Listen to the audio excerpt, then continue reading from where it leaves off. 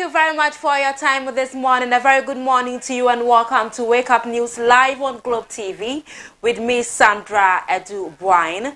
Now, coming up in the bulletin this morning, we have for you the latest from the Vice President. Dr. Mahamudu Bawumia says the late Christian Achu will be given a brief fitting burial with full state support. And also coming up, President Nana Addo Dankwa Akufo-Addo has bemoaned the absence of solidarity in the current global order. And students of Awutu Ayuresua Basic School in the Central Region have bemoaned the inadequate infrastructure in the school. Also coming up, the Ministry of Works and Housing has urged MMDAs in flood-prone areas to take immediate lawful steps to demolish all unauthorized structures located on water courses. Lastly, residents of Wenchi cautioned against the escapement of unlawful chief. Well, we have for you the details of these stories and many more coming up to you on the Wake Up News, including sports. Please do stay.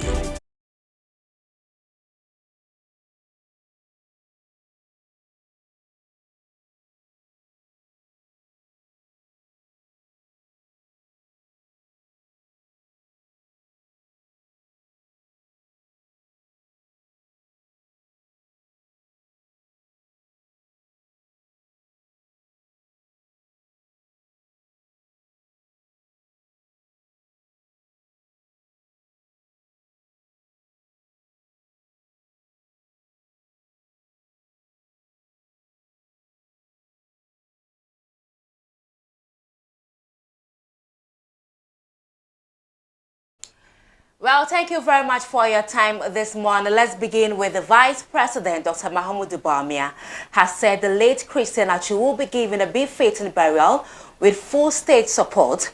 The mortal remains of the late Ghanaian footballer who died in a devastating earthquake on the Turkish-Syrian border on Monday, February 6, have been returned to Ghana.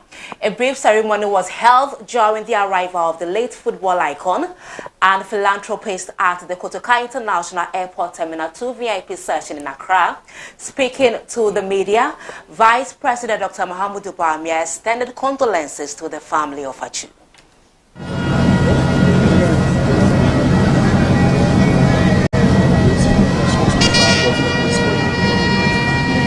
It is a very sad day that we are here to receive the mortal remains of our brother, our son, our husband, our uncle. The tragedy that occurred in Turkey about a week ago is one that was devastating, and we anxiously and nervously prayed that our brother Christian Achu would be found alive.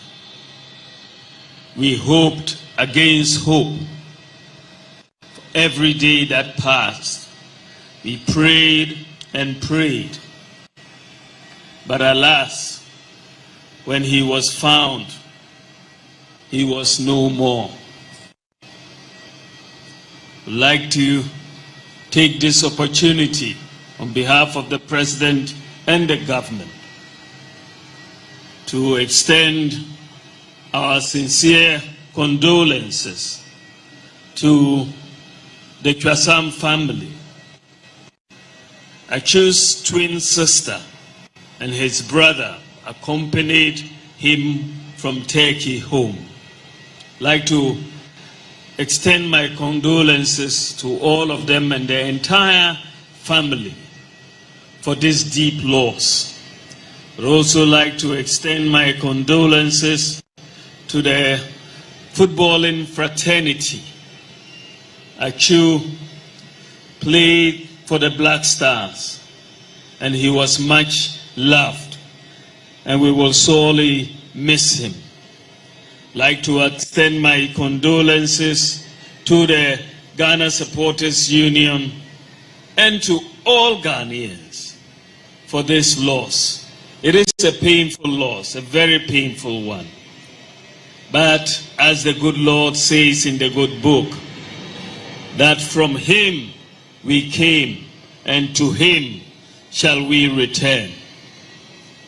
We pray that the soul of Christiana Chu rests in perfect peace in the bosom of the Lord. Thank you very much. And I would like to say that the state will be fully involved with the family in providing him a befitting burial. And now, after 12 days in the rubble, the player was found dead in the early hours of Saturday, February 18th, in his damaged apartment in Hatay, Turkey. Meanwhile, the death toll has so far risen to about 45,000, with millions of people rendered homeless in both Turkey and Syria. Some Ghanaians who benefited from the benevolence of the Achu could not hold their tears as they awaited the remains of the ex-football player.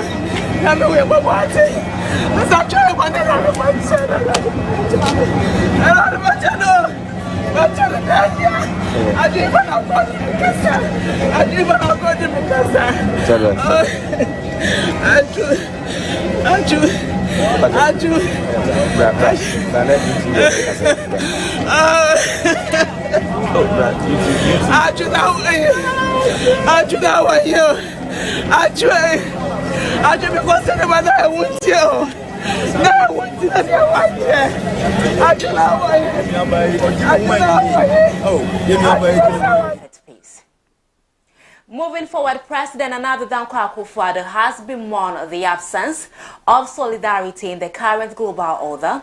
Speaking at the 59th Munich Security Conference opened on Friday, with a focus on giving voice to countries of the global south, especially their resentment toward the existing West-led global order, Mr. Akufo-Addo said Africans have been left alone to fend for themselves in recent global crises, such as their limited access to vaccines during the COVID-19 pandemic. About 150 senior officials, including over 40 heads of state and government and leaders of international organizations, attended the three-day Munich Security Conference to discuss present global security challenges and concerns, including the Russian-Ukraine conflict. The conference was inaugurated in 1963 and has since grown into an international platform for discussions on global security issues. President Akufo-Addo, speaking at the conference, bemoaned the absence of solidarity in the current global order. We see that, for instance, in the latest crises that have overcome humanity, the COVID-19 crisis, the effects of the war in Eastern Europe, and the Russian-Ukraine war. In both of these, the consequences of that have not seen that sense, that solidarity. We on the continent have been left alone to fend for ourselves. We saw that during the COVID-19 pandemic, when even access to vaccines became a major problem for the African continent. When people applied the principle of charity begins at home and looked after their own and were extremely reluctant to look outside their borders to assist those of us who did not have the preparations that we should have had to have the vaccines. So that's one clear example of the absence of solidarity. We've seen it again as a result of the war in Eastern Europe, the war in Ukraine, and its consequences, the dramatic impact that it has had on the global financial and economic system, and the extent to which so many people in Africa and in the so-called South have had to fend for themselves. Speaking on the sidelines of the Ghanaian economy, the IMF boss, Kristalina Georgieva, said Ghana had been working towards good policies till COVID-19 and Russian-Ukraine war hit. Recognize that we are in a world in which exogenous shocks more often than before hit innocent bystanders. Ghana has been working towards good policies for quite some time. And then COVID and the war hit. And that significantly undermined Ghana, and it's not just Ghana, so many countries standing. So how we can be faster on our feet to come to work with countries that are innocent bystanders. This is a big challenge for us, and I can tell you our members are really good in helping us meet it. I want to finish. You said these institutions need to change. The world has changed. I agree that we always have to strive to change. I also would argue very strongly that we have, as we are, we have to recognize that we can do differently and we can do better. That we can reach out to partners and do things. Away from that, let's now focus in the Central Region, where students of Awutu Ayiresua Basic School in the Central Region have bemoaned the inadequate infrastructure in the school. According to the students, the nature of the school is hindering their academic performance. They, however, call on the government and other stakeholders to intervene. Poor infrastructure in schools not only affects the academic performance of students, but also infringes on the right to education as well. Awutu Ayiresua Basic School in the Central Region is one such school in the community. The inadequate infrastructure such as school desk, library, and many others are hindering the academic performance of students in the community. Speaking to the media, some students explained that they come to school along with chairs and take it back home. After school is closed, they called on the stakeholders and the government for support. The school, you don't have chair in the school. So if you're a newcomer, you come to the school, they will ask you to bring chair in the school. Every day, I will carry the chair to the school. If you close, I will take it to the house. It is a plastic chair, so I think they will break it for me. There are no plenty. That is why I carry chair from school to come. And when you don't come to school early, they will also cane you.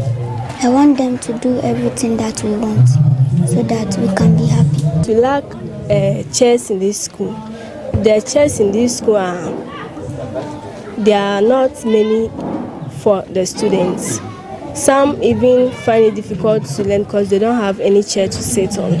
So learning is very difficult in this school for us. Yeah. So I'll tell everyone watching me to support Ayiresua Basic School because we lack many things. The chief of the community added that the nature of the school has made many people lose interest in the school because the performance of the school is not encouraging. As you can see, all the windows and doors are broken due to lack of monitoring. Our education system here is bad, especially our result is nothing to please about. Last year, someone had 40.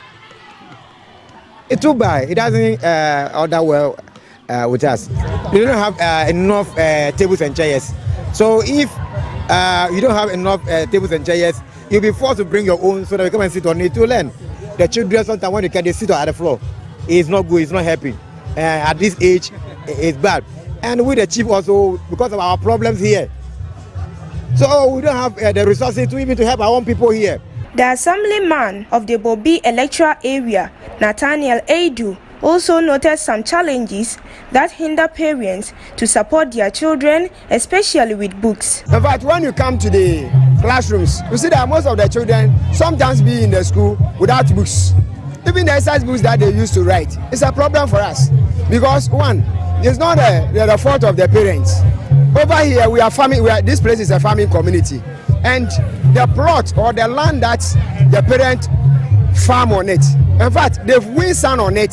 The rest has been given to the estate developers. And now the farmland has been taken from the people. Therefore, they don't have any work to do.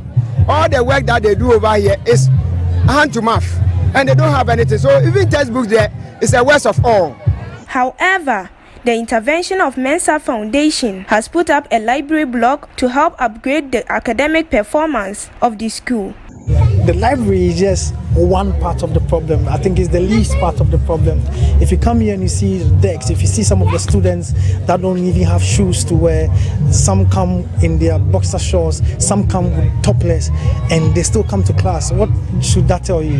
That they are ready to learn, but they don't have all these things to help them come to class and all of that. I mean, just imagine how many of them are able to even pay their school fees. So, as I said, we put it out for people to know. Yeah, so someone just whispered that Michael Essien came from IUSU. I didn't even know that. You understand? So, one thing that they are telling me again is there are so many football talents here. Like when it comes to soccer, there are so many talents here, and they need jerseys.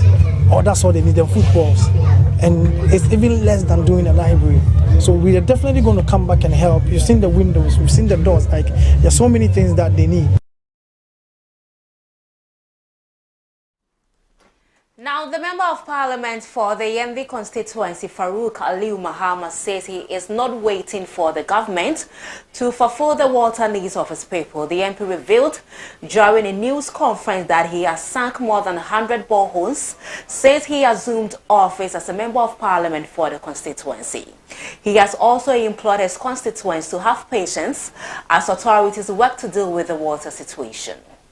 The yearly water crisis in Yendi in the northern region is affecting businesses and the economic activities of residents. People use productive hours in search of water for household duties, making it difficult for businesses to succeed in recent times. They have been fighting water issues since 2021, after their primary source of water supply, the River Dakar, eventually dried up due to human activities around the boundaries. About 40% of residents in Yendi are connected to clean and potable water, a situation the MP says authorities are working round the clock to improve. The people of Yendi don't really have, if I say the coverage level, if I say 100%, for now Yendi, the coverage we can say is for like 40%. Some people have access to water, some people have to the Ghana water and sewage. They have, as I said, even before I became a member of parliament, I had done over 20 boreholes for the people of Yendi. That was even when I was not a member of parliament. Since I became a member of parliament, I knew the need assessment of my people. So therefore, before I was sworn in as member of parliament, I was able to incorporate that plan and using water as a critical priority. That is the challenge in my constituent. I, through the partnership with my friends and the network I have, were able to come out with a 100 borehole project. What we did was that we tried to stagger it, and I can tell you in 2021 we did almost 30 boreholes. We are continuing this year with another 30 boreholes. We've commenced, I will speak, the other companies that have started, and these are all my personal initiative as a member of parliament. Farouk Aliu Mahama said he was happy when the Sanitation and Water Resources Minister, Cecilia Abnadapa, explained in Parliament that work will commence in the second quarter of 2023, with the government currently working on the choice of engineering, procurement and construction contractors, which are in their final stages. The MP therefore assured us to keep an eye on the project to ensure that work starts on time as promised. So we are covering over 60 boreholes that we've been able to do. On Saturday, I'm going to commission another borehole on Saturday, Guntangle area, making it up to 61 boreholes. We are not waiting for government. As we said, as a member of parliament, I know the president is doing his best to make sure we salvage the problems of the water crisis. But as a personal member of parliament who is committed to his people, I decided. Now, occupants, including children, escaped unhurt after fire gutted a 7-bedroom residential apartment at Nkontrima in the Tafu municipality of the Ashanti region. The children and some adults who were in the house when the fire started at about 9 a.m. on Saturday drew the attention of neighbors who came to help contain the situation.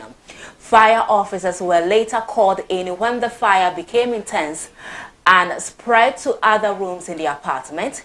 Bremen Fire Commander DO3 Selassie Prosper Avevo narrated the incident to Globe TV News. You can realize that it started from one room where the deep freezer was located. The deep freezer, you can see the deep freezer was connected to an extension board. This is one thing that we often advise the public on, because there are dangers, electrical dangers that poses risk of bringing fire.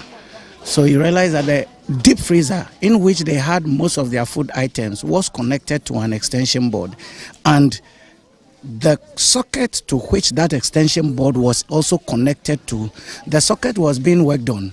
There were loose connections or loose contacts on that extension board because it was opened and was not well fixed.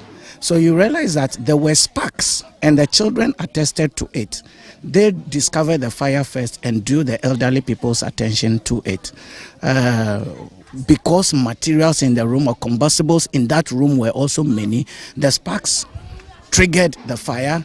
There were materials that easily ignited the fire and then spread into the ceiling. From the ceiling to, you can realize that there were no gibelins, no gable that could, control or bring the fire under control within one room. So it had easy access through the ceiling to adjoining rooms and then spread to most part of the rooms. Certain electrical appliances are not supposed to be pass through extension boards.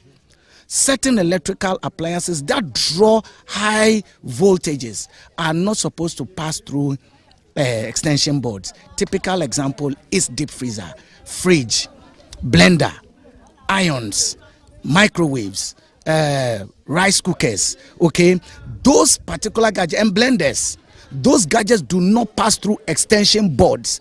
Please, let's create, and every gadget, and because of the power they draw, there are cables that are supposed to send these powers to them.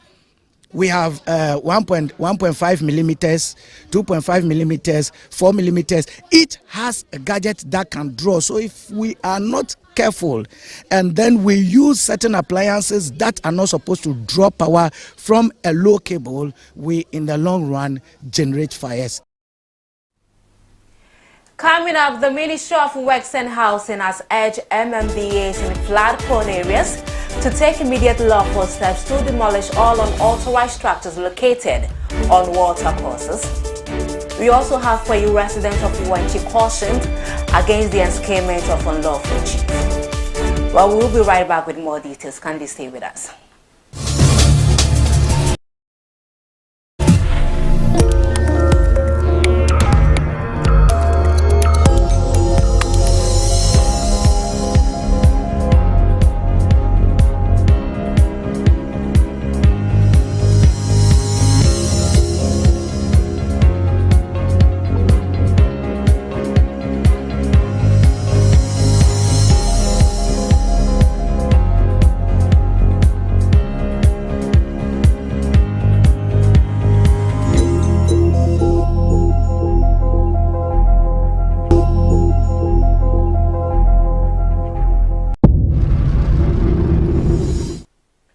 Welcome back. Now, the Minister of Works and Housing, Francis Asenso-Boakye, has urged MMDAs in flood-prone areas to take immediate lawful steps to demolish all unauthorized structures located on water courses before the rainy season begins. The minister also urged the assemblies to desilt and prepare storm drains ahead of the rains to reduce the chances of flooding, especially in Accra. The Kweshi Lagoon wetlands, the Kojo River, all in the Lejokuku Municipal Assembly, and La Dadikotopon, where parts of the buffer are, were experiencing heavy construction by private developers. The Minister of Works and Housing, Francis Asenso-Boakye, has thus demanded the Lejokuku Municipal Assembly to cease ongoing building construction works by private developers on the Kweshi Lagoon wetlands in Teshi, a suburb of Accra. Mr. Asenso-Boakye gave the charge when he toured some storm drains and flood-prone areas in Accra. You have no business to start construction until you get your development permit. And here is the case, this place is actually reserved so that you can protect the people in this area and Accra in general from flooding. And you have decided to build on this reserve area. If we start like this, where there is this thing, how do you call it, government land, they stop it before we start, they stop. But this one, see, you are trying to put the blame on the assembly that they didn't stop you. So if they can't stop her, so they have to stop. So see this one like this. If somebody start, we when you don't say there is not this thing, we have to stop the person. You see, we have to stop the person. Yeah, but it's not so the way the person finish that this way they can't break this. Yeah, Master, it's not easy. The government committed 450 million towards the construction and dredging of our drainage channels. All this money could have been used to do something else. But because of indiscipline and irresponsibility on the part of we the citizenry, government always have to spend a lot of money to desilt and dredge drainage channels. It comes at a huge cost to us. The areas visited include Lejokuku, Krowo, La Dade Kotopon, and Ingleshi among from municipalities. The chief executive officers of the relevant assemblies and their technical teams joined the tour. Mr. Sensubuachi noted that flooding in Accra was due to indiscipline on the part of the public who built on wetlands as a buffer for streams, rivers, and lagoons. Meanwhile, the chief executive of La Dade Kotopon Municipal Assembly, Reverend Solomon Kote-Nikoy, urged the minister to appeal to cabinet to set up a task force that would address the development of reserved lands, including wetlands, into residential communities. It's now becoming more like a national issue. And I think we have to get to a place where we should put together maybe a task force to assist the assemblies, just like we are doing to this Galamsey issue. This place, even this Sunday, we were here. Sometimes we have to sleep here to make sure we stop them from dumping their debris here. The police, one way or the other, assists us, but sometimes you call them and you are not getting them. Last weekend, they nearly killed one of my task force guys. They were dumping it. I was called, I rallied them. We moved there to stop them. One of the tipper drivers nearly drove into one of my task force guys. It has been a challenge in La Dade Kotopon, talking about filling of the Peshi. We are always on the ground. This place, I think, was done about 3-4 years back before I became an... Now, following the tensions between the two royal gates of the Wenchi stool in the Bono region, the Sofwasi royal family and the Ahimfi royal family, the people of Wenchi are cautioned to ensure any person recognized as chief undergo all necessary right. Addressing the press conference at Wenchi on Thursday, Nana K.A. Buzia Jr., a research fellow and assistant professor for Public International Law, warned against any attempt to enskin anyone as chief without the consent of the court. The Sofwase royal family, who are allegedly from the genealogy of the Buzia family and the Nkwadriano Yefri, addressing the conference, speculated that the Ahimfie Yefri royal family was in the process of installing a rival paramount chief for Wenchi. The two royal families expressed worry about the attitude of the Ahimfie Yefri, which they said might call for a conflict in the municipality. According to Nana K.A. Buzia Jr., the attempt to enskin a new chief was contrary to the decision of the circuit court. And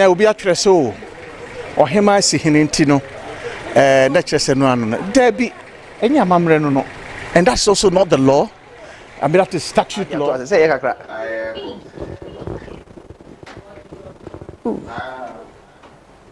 Or constitutional law. And it's saying, yeah, very clear. Say, answer number from what steps be also here. Your nomination, selection, installation, and instrument. Now, nomination is so critical because now see you. Now, obia catcher be say, or hima ayuntino, and kano. Interestingly, one of the authorities we are seeing or chair ahinsemuno ofifia buzia. The book Position of Chief in Modern Ashanti Political System is the authority in political science, authority in constitutional law, sociology, and anthropology. Watch it. Ansana ohima be yinipano or say adishibusu nyina ofro bia ofro mu nyina na madwendwe ho na omedi ansa ba oma na wachirem adekronti a ofo bi na ofo bi ampa uya sai wie dia na ohima kase we no mafa no omo evidence the Well, we have for you the latest in the world of sports.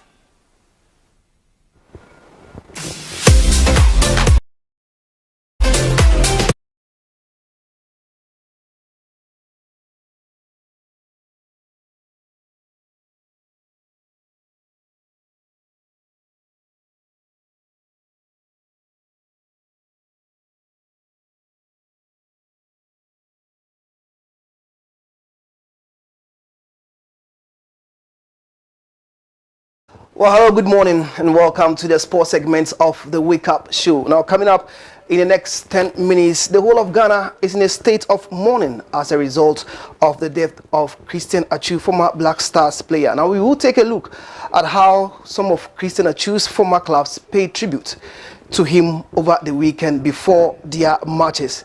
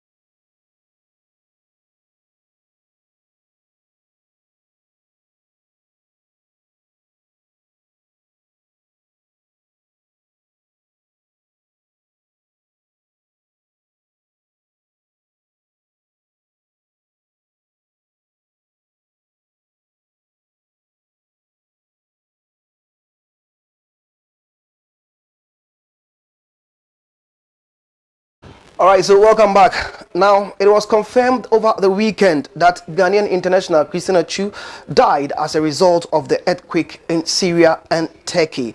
This has kept the entire football fraternity in a state of sorrow. Now, tribute poured out for Christian Atsu from his former clubs before kick-off of their respective games over the weekend.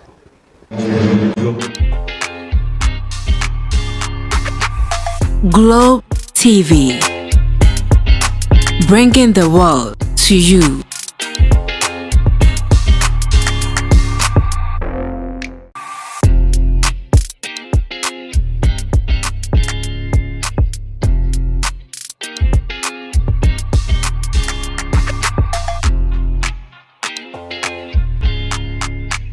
Tribute to Christian Atsu as he played for them from 2011 to 2013. Now, Chelsea FC in England also paid tribute to Christian Atsu as he played for them from 2013 to 2017.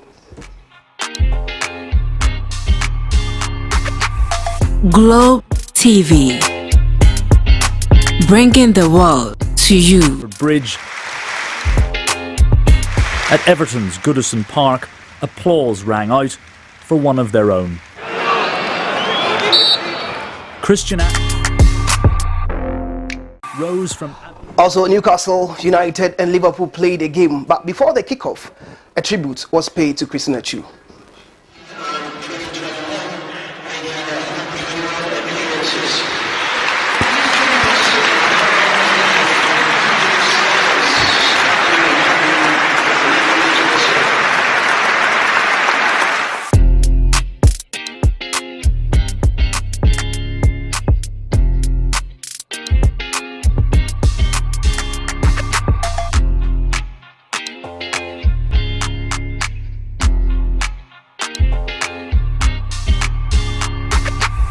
Globe TV, bringing the world to you. All right, so that was Newcastle United and Liverpool. Now, the current Black Stars player, that is Mohamed Kudus, scored for Ajax Amsterdam over the weekend, and this was how he celebrated his goal. He remembered Christian Atsu.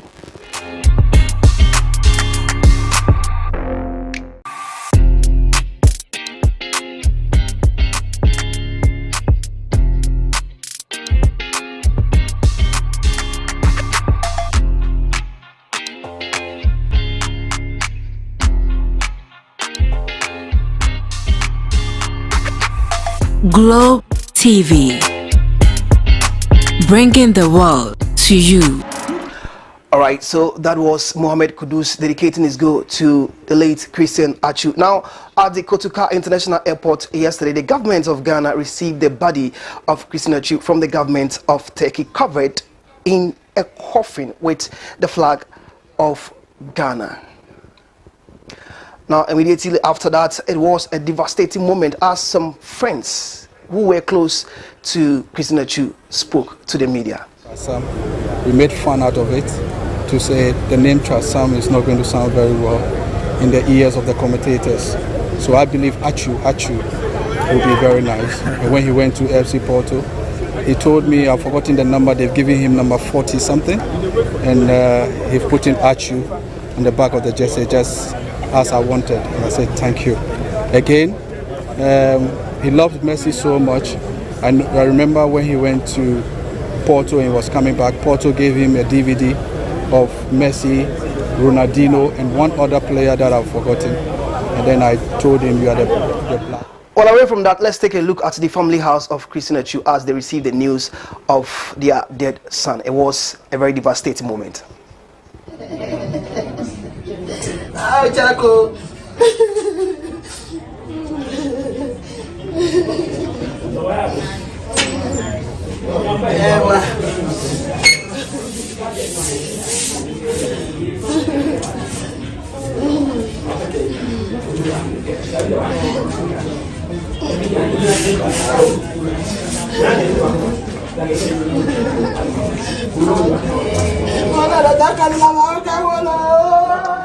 All right, so the Vice President of the Republic of Ghana, Dr. Mahmoud Bawumia, also said the state will give Christine Achu a befitting burial.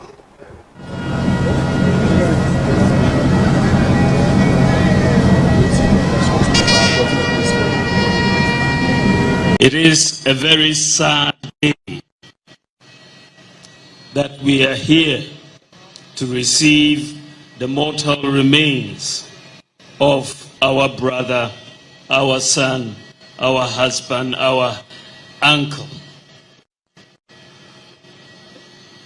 The tragedy that occurred in Turkey.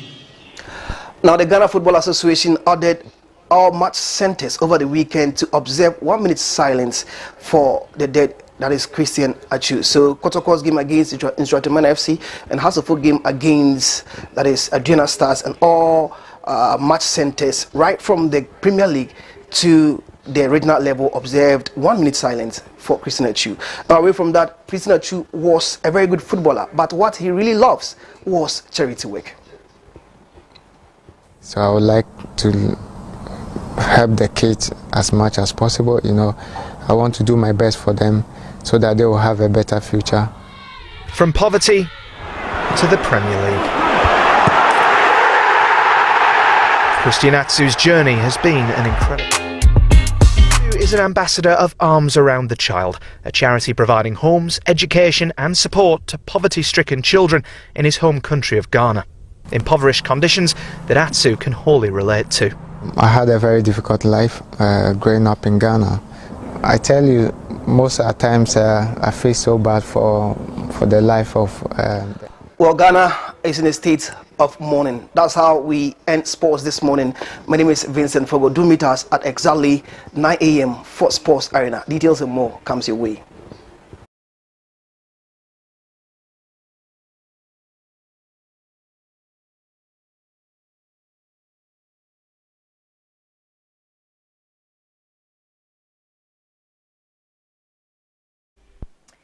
Well, thank you very much, Vincent, for the update. Let's take a recap of the top stories. Vice President Dr. Mahamudu Bawumia says the late Christine Achu will be given a befitting burial with full state support. Also, President Nana Addo Dankwa Akufo-Addo has bemoaned the absence of solidarity in the current global order.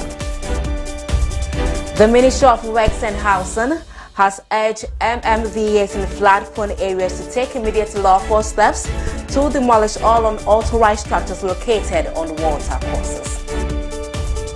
Well, that's all we have for you this morning. My name is Sandra. Coming up now is Yes, do enjoy the rest of the day.